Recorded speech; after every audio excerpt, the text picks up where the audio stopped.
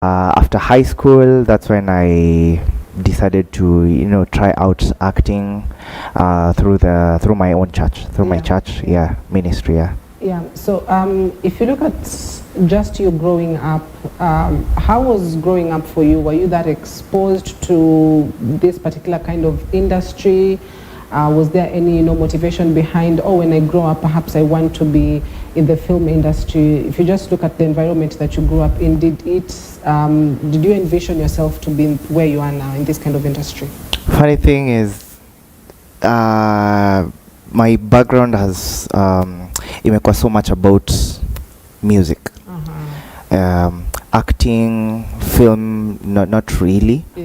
However, there's a slight detail that was really constant that actually made me feel interested in filmmaking, movies, because my older brothers wamekuwa wase wenye they love watching movies, and I used to love their storytelling skills. Ubro wangu mwenye namfuata angenielezea story, he would be all psyched up. A mixed story, meaning niko hapa hivi nasikiza, because I didn't have the chance to watch these movies because I used to be mambo na shule, and our parents are really strict, so inafika wakati fulani you have to go to sleep, so now I used to depend on his storytelling. So mimi sikuwa najali hata angenidanganya, he would mix a couple of movies and stories. So it was like, wow, this is awesome. I would really love to, like tell stories like them, like, So that's, I think they sparked my interest. Apart from what I would watch on TV, pia sasa their own way of telling stories, capturing my interest. I would be like, I'd really love this. Now let's talk after high school, because after high school you've got a bit more freedom. You're able to do so many things that you didn't do or couldn't do when you're in high school. So your music, initially the background was more about music. So after high school, were you now able to say, now film is what I really want to do, perhaps just take a step back on music? Is it something that happened after high school, or at least after high school, what changed for you that motivated you more to go into film? Actually, the motivation started when I was still in high school, back in my days. Okay, I'm not really old, but back in the days. I got into high school way back in 2005, 2006. So monetization was really, it was tough. Things weren't controlled as right now. So part of what really saved me from getting beaten up and everything was my storytelling skills. Because I used to run away from the dormitory and go hide myself in the classrooms late at night, to come around 10 p.m. so that nisiende niambie nioshe socks. So funny thing is, I would find other form ones there. Unaona, so pole tukianza kujuana, I would tell them, umewatch movie fulani, have you done this? And then I would tell them the stories, nini. So day by day the crowd became bigger. And after some time ikaleta shida, and I would kukakuwa na shortage ya form ones wa kuosha socks na mashati. So they had to go look for us kwa classrooms, and then they found me, niko hapo naelezea wase story nini, and then they were like, oh, so wendo form one not waribia nini. So captured me na kila kitu. But then when they wanted to beat me up, one of them said, nini umekuwa ukiambia watu, so that they actually stayed back and listened to you. So I would tell them stories, and they would wanatuambia saa wetu ambie story, hizo stories wanaambiana, tell us. So I was like, this is far much better than washing socks and shirts, and and that really saved gave me a peace of mind during that period of being a form one. So when I noticed that I would get even older friends from form 4s, form 3s, they'd be like, si sumboyo form 1, si sumboyo mono, inile yetu ya stories. So I would like, nice, this is nice. Now that I could talk, people would listen to me, I could present a movie. Alafu najua ni ile shule za ushago, so even if you mix some movies hapo wadanganya wataelewa, and then I'll be like, this is so that carried forward to after high school. when I got into a program in my church, Deliverance Church Umoja. After high school, that's where we would come together, be taught about leadership, discipleship, and then there were a couple of other different programs inside there as a creative ministry. So I would find many people a little bit shy. They couldn't talk in front of people and stuff, and then I was like, it's okay, I could maybe represent my group. So I quickly rose into being known because of that confidence that actually came from way back in high school. And so after high school is when you're able to now get more exposure. Yes. And you're able to just rise up more than perhaps how you were even before that. So if you could think about the first projects that you worked on, because now you're moving from just being a storyteller by mouth, but now you're going to storytelling through telly and through film. So if you look back to, perhaps we can begin with the transition now. When did that come for you and how was it? I started from theater, acting on stage plays. I worked with a very well-known director called Peter Tosh. So he made me understand the whole aspect of how do you present yourself on stage, because stage is very different from screen. So back in church we used to stay back after the service and have those sessions whereby we would have some Bible study and everything. So the transition from there was a little bit tricky because I was really excited to learn something new.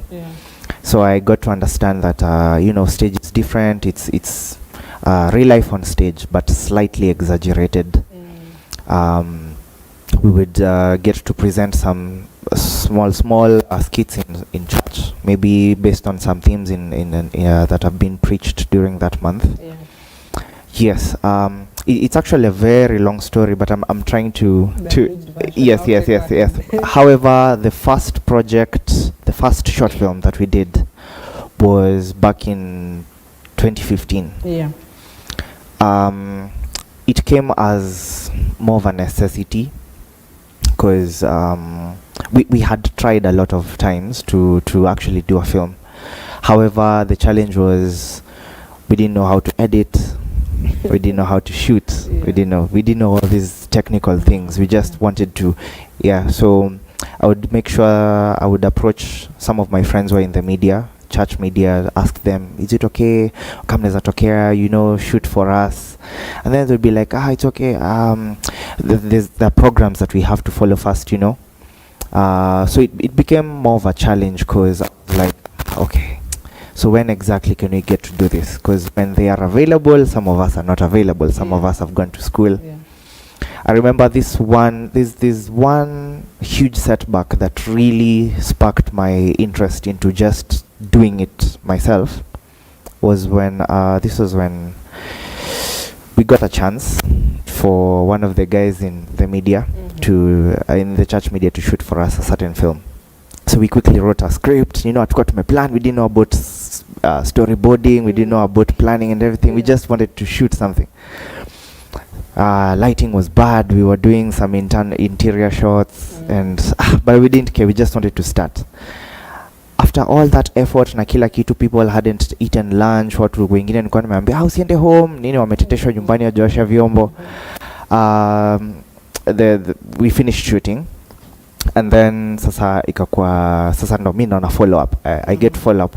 When can I get the clips? Are you going to edit for us?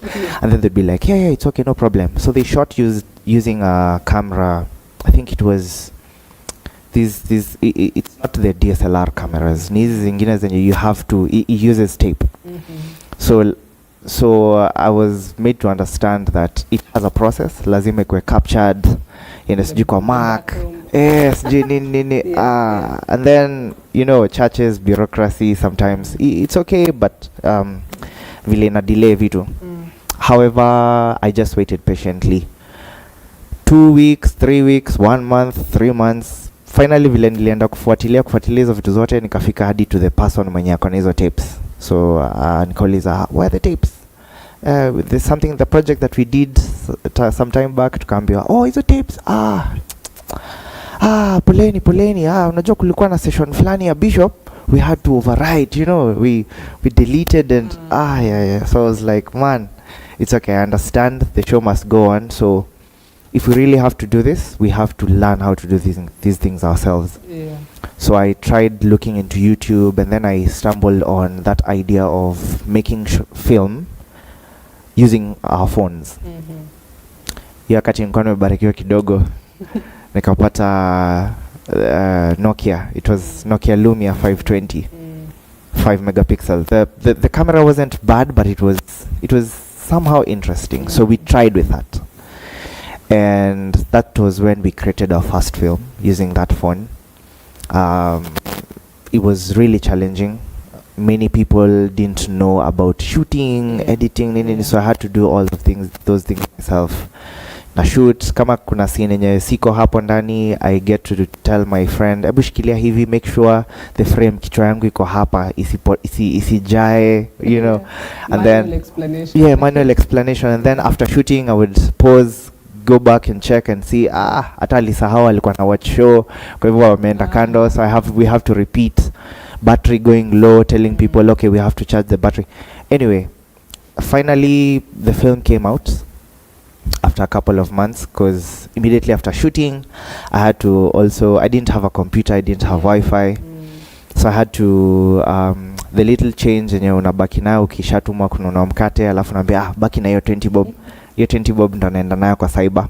And then in those naangalia tu hiyo time before ishe, I would, explore in YouTube how to edit. What are the softwares that you need? Took some time, edited, nikajikaza, and then finally when the film came out, with the help of some of my other friends, wenye tulikuwa tunaenda kuedit overnight, that was when our first film tulifanya. It was called Nemesis. It was supposed to be a web series, 3 episodes. Vile tulingangana kutengeneza episode moja, niyo tu ndio imebaki hadi leo. However, it made people realize that, wow, so it's possible to make films through phones. Wow, so ikaleta watu sasa. It brought in more people and more help. So later on we'll focus on just that particular line that you've talked on. It is possible to make film through phones. Yes. Because from your story, you worked with what you had. Yes. And it is that bad experience that changed everything, that made you realize we've got to do this ourselves. Yeah. So you also talked about working on theaters and stage plays. Perhaps you can also tell us a little bit more about that side and how that has been for you, because a lot of people know the experience from high school, the dramas and how they would scream on stages. Is there any difference from that and the real world theater and stage plays? Yes. There's a huge difference. Theater in high school, I think it's, let's distinguish the two. To say high school, it's drama. Drama in high school, theater outside is those are two totally different things.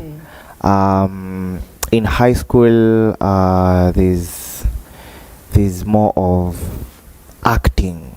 You can tell that this person is acting, like anajibeba na kila kitu. And then there's a lot of reciting. You can tell that someone is, poetic na kila kitu.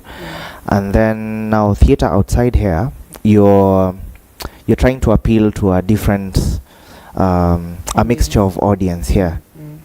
Experienced ones, kuna actors and actresses bado in your audience wanakuwatch, and then you could see their faces waki cringe vile umeact scene flani. So you'd be like, wow. So so they're two totally different things. And I could say it's far much fun to do theater outside. High school ilikuwa na mambo mingi about ku memorize, ku cram, kushika kitu flani. I didn't even know, I thought acting 100% has to be kenyeko kwa script. I didn't know you could actually ad-lib and go outside the script, you know, how the way you explain to the audience, actually show the audience vile understand that character that you're doing. I came to understand later that it also depends on the type of director that you have. Kuna wale wanataka whatever is in the script ni hiyo, stick to it. Yeah. And then there are other ones that are just like, you know, I just want you to own that character as long as you don't go too much outside of the whole concept of that. Yeah. So I think, yeah, that's the huge difference that I noted. Yeah.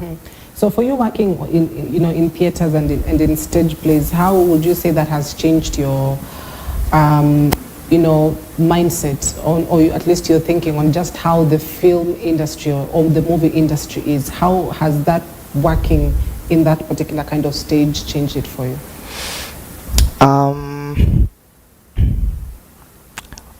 Okay, I'll explain in different scenarios. Yeah. I'd first of all start in my personal life. The way I've understood, it's actually imekam in handy sana. From how I get to carry myself in places that I'm not sijazoea. Let's say, for example, job interviews. Yeah. Yes. I'm curious about that. Please do tell. Yes. So there's something that my director Peter Tosh alikuwa ametuambia, like make sure you own that character. Make sure you know. And I would mix that with storytelling ya my brothers. Vile venye sometimes akielezea movie iko emotional, he would anakunja face na kila kitu. So I was like, okay, so you can actually get to switch in between characters. So imenisaidia upande wa maybe job interviews, design kama when I'm going there, before nifike pale, I'm so nervous. Me as Peter Stixx, I am nervous. Yeah. How about I switch to Brian? Brian is this confident character. He's confident. He's going for a job interview about IT. So he has to, you know, sit upright, have a certain posture, you know, look at, have a strong eye contact, you know, laugh, you know. Yes. So that has really helped me in presenting myself in front of people, job interviews, meeting new friends as well, getting out of trouble at home. Yeah. So yes, there's that side, and then this other side, how it's changed my perception about filmmaking in Kenya. Yeah. I think we've really grown when we get to compare the films and shows that we used to watch kitambo, akina Tahamaki or Tausi, Kisulisuli. Yeah, as you can tell, mimi ni mzee. But anyway, yeah. So yes, I can tell that transition from both the actors, the actresses, the production quality, the writing has really changed. So it's really encouraging to see that there's growth, and at the same time kuna ile aspect ya, you know, a little more can be done if some things can be changed, like ile mambo ya ndo uweze kwa show flani, you don't have to know people, you know. I think it's way better if people would ask, hata kama hauna hizo papers, because it's not many people who've been able to go to film school or had the privilege to have a mentor or be discipled in a church, but they've taken part in many projects, many independent projects, many indie films. I think inaweza kuwa poa sana if you get ukiweza kuuliza, so what have you worked on since you left out of high school? Can we see videos that you've done? Do you have them on your phone? Are they on Vimeo? Are they on YouTube? And then when you get to show what you have done, hiyo ndio iweze kutumika kukuvalidate, as opposed to utatoa ngapi? Do you know? Yeah. So we still have a long way to go, but tume grow sana as a filmmaking industry in Kenya. So let's talk about growth from an individual point of view. From the first project you worked on, if I got the name right, was Nemesis. Yes. Yeah. So from that project, which was your first, to now the projects that you have been doing, perhaps you can take us through these projects and now the growth from, you know, the first one, which is just one episode, to now what you've been able to do so far. Oh yeah. Personally, I've really grown in terms of my skills in directing. Yeah. Because I had to be in lots of situations whereby there are new characters, new people coming in from different backgrounds. You know, being in the creative ministry in church, you get to it's an open space whereby kuna new members unaambia who wants to join creative ministry, it's okay, see someone, see Peter Stixx, and then you get So to join. You brought it to church also. Yes. Actually 100% tunafanyia church. Yes. The team is called Baraka the Arts. And we usually listen to the preachings that have been zinasemekana church, the themes. We take down the notes of the preachings, and then after church, when we have the sessions whereby we get to fellowship, we discuss, what did you understand by this preaching, what did you, and then from there we get to create stories. So that at the end of the month, before the theme changes, we get to, we're privileged to be given a chance, maybe 10 minutes of the session, of the time ile inafaa kwa preaching, we create a film or a skit enye sasa kukitokea, let's say a new member joins church na hajawahi kuwa kutoka, hakuwa hiyo time yenye kutoka mwanzo the theme ilianza. If they get to watch that skit, if they get to watch that film, they'll actually get to understand what was being taught. So imekuwa ikisaidia that way. Tumeweza kugrow sana in terms of production, manenos, directing. I've had to wear many hats kwa sababu it's tricky when you're having people when you're not volunteer. Many people are from high school. Wengine hajapata chance ya kwenda university. People are still trying to figure out themselves, but they know they have that urge to do acting or music or participate in some form of activity in church. So you have to show them what to do. Otherwise, if you don't, inakuwa ngumu, mnakwama. So I've had to do directing, I've had to write, I've had to imebidi nikuwe na edit our films. I had to study mambo na sound. I had to also learn acting mimi mwenyewe. Find ways of apart from at hizo skills peke yake pia uweze kuwa na talking skills zile zenye, because you don't have the money to hire maybe cameras or sound ama kila kitu, but you know someone mwenye knows someone.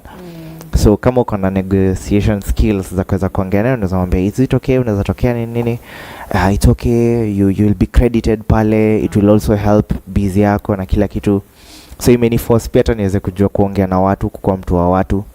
Sometimes people would want you to do a favor for them so that they actually come through, and then inabidi tu naambia mse, so what would you want me to do for you? Nasema ningetaka nikienda kushoot music video kuja nishikie hiyo reflector.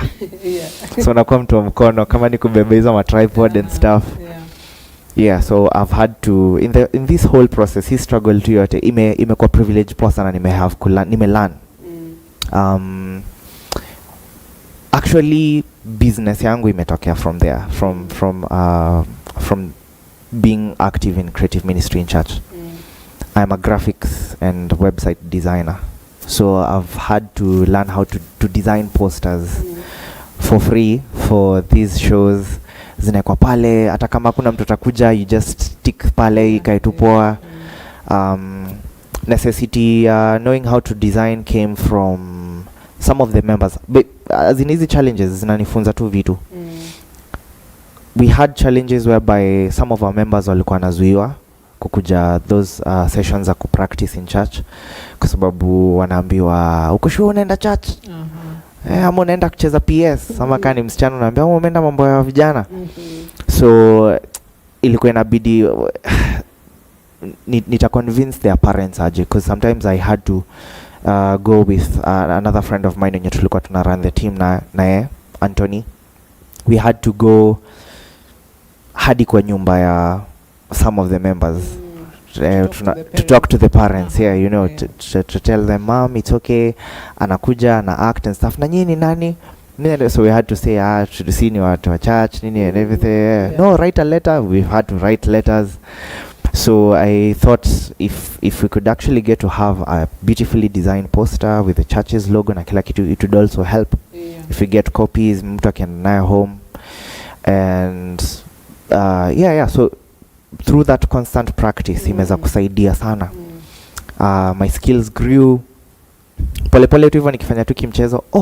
Also art is very iko strong sana in my family, so I would learn from my brothers wakichora hiyo mambo na acting and stuff. So nilikuwa najiuliza so how can I sasa hizi posters nitakuwa nachora ama I have, so I get nika realize kumbe unaweza create using computers. So I transferred kuchora now into digital design. Pole tu hivyo, maybe as tukiendelea kujulikana hivyo, a member would be like, and who designed this poster? This is nice. And then be like, Peter Stixx. And who's Stixx? That is Stixx. What does Stixx? Vijiti. No, it's not it's not CKS, it's double X. Anyway, so other the name pia imesaidia kuweza ku bring up conversation, we'd laugh, and then be like, I'd like you to do something for me. How much do you charge? And then I'd be like, oh, so hii inaweza kuwa biz. Wow, yeah. So I also got to understand that, you know, God finds ways of paying you back. You not necessarily ati church kulipe because unaifanya voluntarily, but hizo matime zote umekaa ukiwa na njaa, ukiwa unapatia time yako to ministry, somehow atarudisha tu poa, you know. So a business grew out of it. Nikaweza kukuwa na create posters for clients, and then I would get some money. Hiyo ndo ilikuwa inanisaidia time yenye tuko na shoots na nunulia watu ma KDF, at least asikuwe na njaa, you know.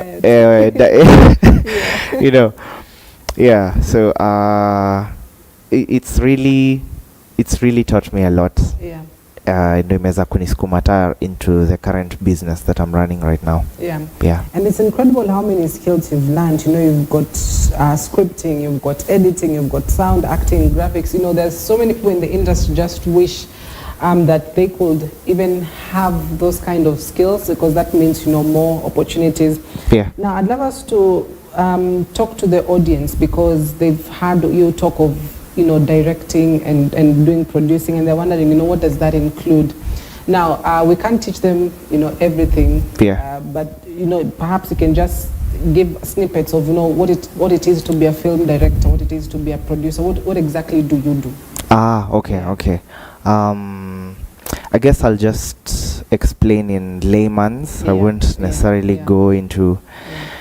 So directing is kuelezea mtu atafanya nini, umwambia okay, I want you in this scene, you look intimidating. It's a scene whereby you're trying to interrogate this person to give you information. I want you to lean forward, pole, give them a strong gaze in the eyes. Maybe it's a scene that you're really sad. Unaambia msee, okay, so kwa hii scene, before uanze kulia, usianze saizi, before uanze kulia, I want you to ulale, ufungue hiyo shower, maji kumwagikie, ulale ukute hivi, alafu ukuwe na strength ya Gwembe, ujihold hivi uteremkia na slow motion hivi, you know. So that is directing.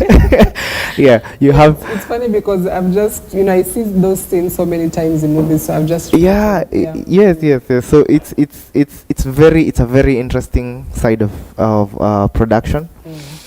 However, you really have to know what you really want, so that you can get to explain to the actors and actresses, so that waweze present what you have in your head, waweze kuiput pale. Apart from directing the actors, you also have to direct the crew, yes. So you tell them, I want this shot to be close up. Now sasa kuna sections, kuna like the main director mwenye explains of vitu, kuna director of photography, that's the main guy on the camera mwenye sawa namwambia, so for this scene what do you think, your shot ikiwa wide, does it communicate that this guy is feeling lonely ama he's strong? Akwambia kama ni msema yana feel strong, we have to make him look big kwa screen, tunafaa tumwangalia na hiyo camera from down up. Ama kama ni msema mwenye ana feel small, dunia mazee ameibiwa handbag tao, ilikuwa na first salary yake, nini tunafaa kumfanya ikuwa wide shot, akai so small on the screen, akai so minute, you know. Yeah, so that's directing. Iko na sections kadhaa. Producing is more of the guy mwenye ana make sure Kenya mnahitaji iko pale.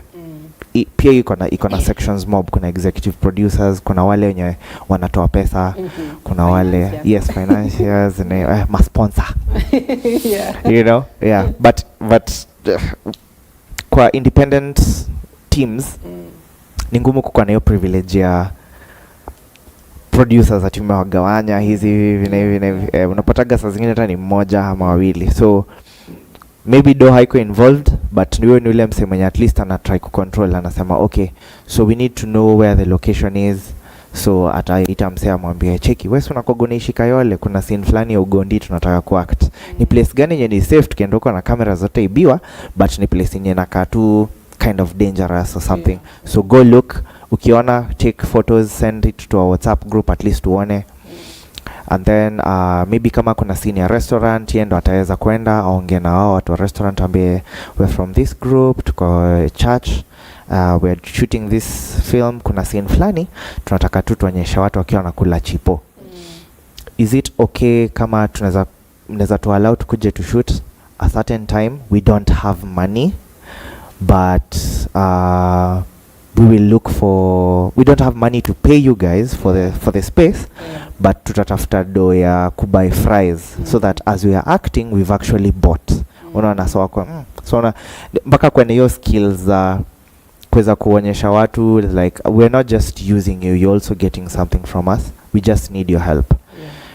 Ama saa zingine hata kama mna do ya kunini ile mnaweza mkasema we have a project, we've tunahitaji maybe ku use your furniture store,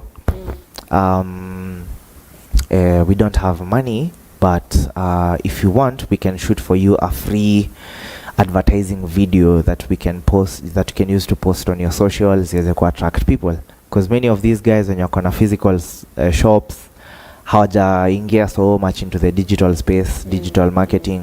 So so hiyo ni kazi ya producer kuweza ku make sure that vitu zina run. Okay. Yes. Yeah, so I'd love to take you back to a statement that you made earlier, as we almost wrap it up. Yes. Is that, you know, you can do your films through phones, and particularly this kind of era where you've got platforms, you just do your small video post, eventually it will make money for you, and I mean lots and lots of money. And so that is one of the biggest transitions or transformations that has happened in the industry. This is not to say that there's anything wrong with cameras or people that shoot with cameras, but how important is this kind of gadget, particularly for somebody that wants to get into this kind of industry, because they can do anything with their phones? Oh, it's very important, especially keeping in mind that people want to see the experience that you have before they get to work with you. Ukienda when applying for jobs, you get to see pale kwa description meandika maybe 5 years experience in this and then sometimes hizi vitu zinakuwa zinashangaza, because you wonder where would I get the 5 years? Where will you get the experience? And you're a 20-something year old. You know, so sahi experience unaweza ukaipata through independent projects, and thank God the technology has really advanced kushinda zizo matimes huko 2014 2013 phones have become cheaper. they've become cheaper and stronger in terms of camera. The storage space imekuwa poa. That way people can get to find ways of using their phones. And phones ziko kwa mikono ya most of the people. Hata najua si tukigrow up, by the time ushike phone hivi ni ile time umemaliza form 4, yani hata umeprove yourself that you're really worth. Hiyo nikumbusha ile nini. You watch movies? I do. Yeah. You know Thor, ndio? Yes, Kwa Avengers like Thor. yes. Ndio uweze kulift ile hammer, you have to be worthy. Yeah. During our time maze kukuwa na simu maze, you had to be worthy bana.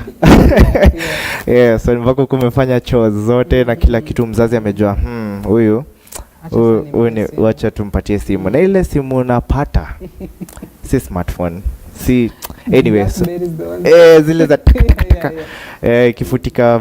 Anyway, it's okay, that's a long story for another day. But sahi kuna phones mob zimetokea, there are many companies competing against each other, so inakuwa an advantage to us because we get to have a variety of phones to choose from,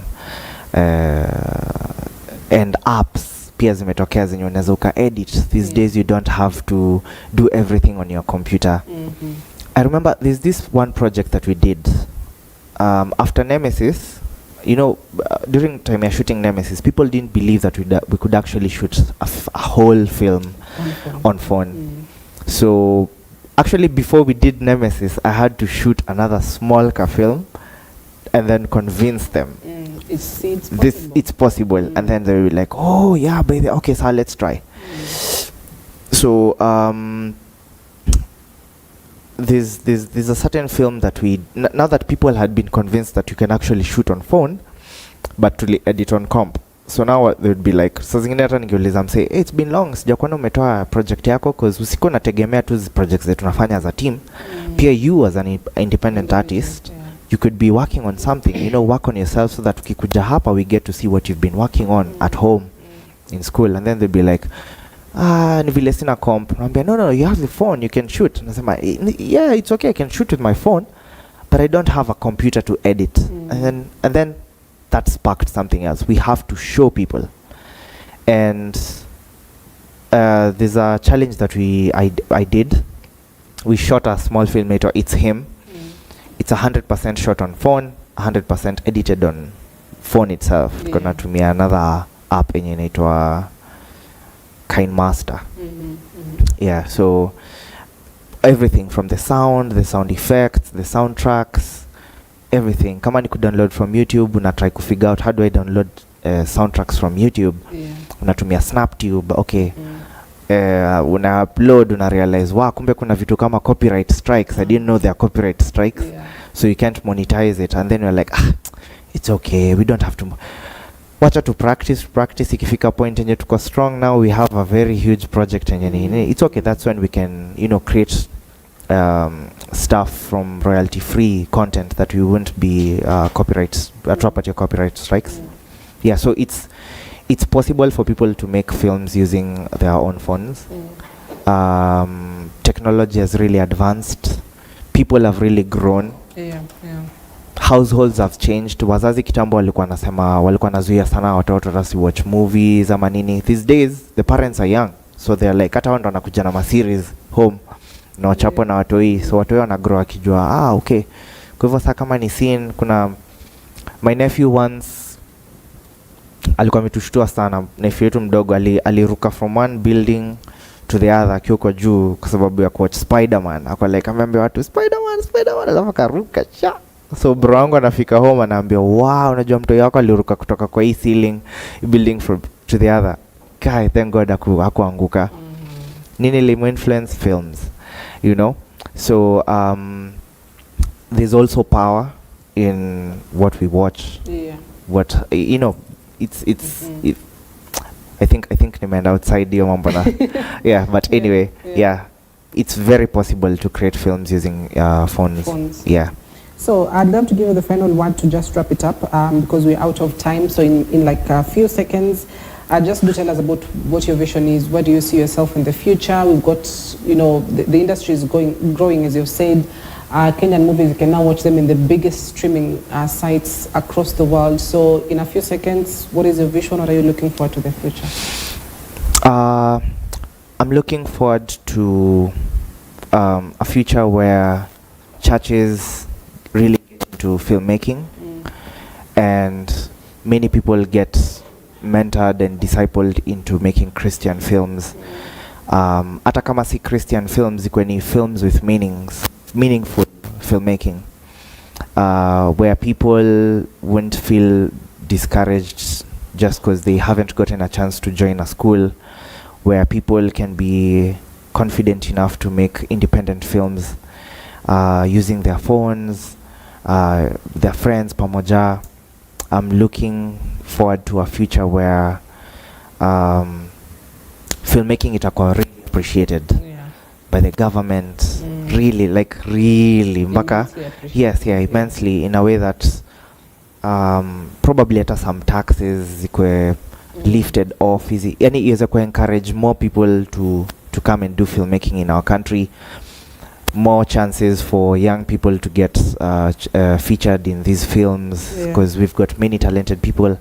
I'm looking forward to a future where mambo na corruption itaisha sector sana sana ya filmmaking, whereby si lazima tuko na jua mtu ama nini ndo uweze kupata a chance, where your skill will actually speak for you.